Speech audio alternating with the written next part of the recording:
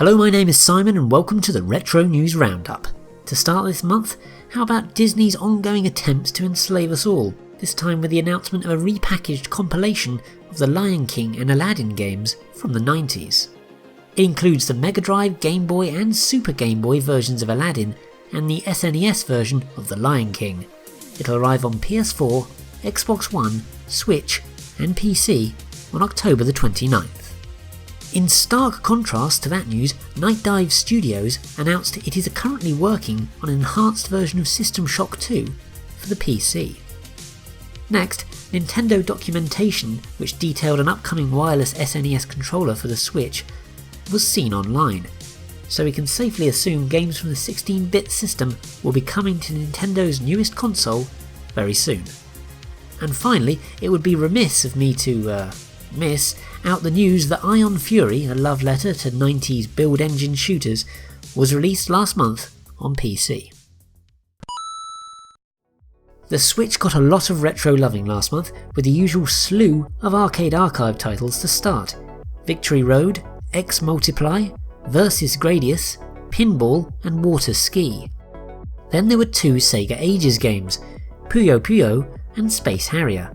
The console also got the Grandia HD collection, a re-release of Turok 2 Seeds of Evil and a collection of Mana, with the latter including Final Fantasy Adventure, Secret of Mana and Trials of Mana. The PS4 in comparison got three Arcade Archives titles: Victory Road, X Multiply and Versus Gradius. And yeah, I know that those were also released on the Switch this month, I just wanted to say them again. To round off things on PSN was the release of Yakuza Remastered, which includes the 3rd, 4th and 5th entries in the series.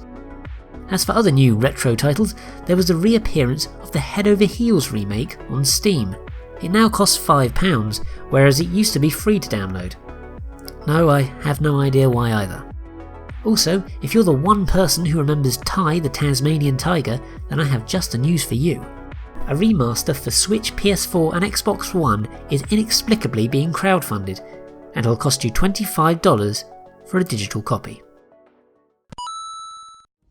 Gamescom was held in August, and one of the more interesting pieces of retro news to come from it was a new trailer for the Intellivision Amico system. It shows more of how the console will look and teased 17 games. You can check it out via the link in this video's description, with a me coming to stores in October next year. A me coming. Do you see what I did there? Next, a couple of My Arcade units were released, namely a handheld for Bubble Bobble and a mini cabinet for Rolling Thunder. Talking of reproduction cabinets, Coleco also launched a Kickstarter for tabletop units of Berzerk and Frenzy. $69 will nab you one, or two if you're quick. And finally, there was the positive news that after extensive testing, full production of the ZX Spectrum Next keyboard is underway. Not as much homebrew as usual this month, although there was still a fair amount to get your teeth into. As usual, 8-bit computers led the way with two new releases for the Commodore 64, Berks 4 and Chopper Command. The ZX Spectrum got one title, Escape from Dinosaur Island. Then the Amiga got a pair of games, Landfill and Cuba 1898. Then to round off the new releases for old consoles, Alpharay shot onto the Commodore C16 and 64K, Los Amoros de Brunilda fought its way to the MSX2, Vic Nibbler chomped onto the Commodore VIC-20 and Tobu Tobu Girl Deluxe floated towards the Game Boy Color. Then to round things off, a Kickstarter was launched for Roly on the NES, with a cart setting you back $39. Hey, we finally have something for this section, namely Masquerade, an unfinished text adventure for the Commodore 64 that was released online last month. Just one English language fan translation in August, Tuned Heart for the PC-98.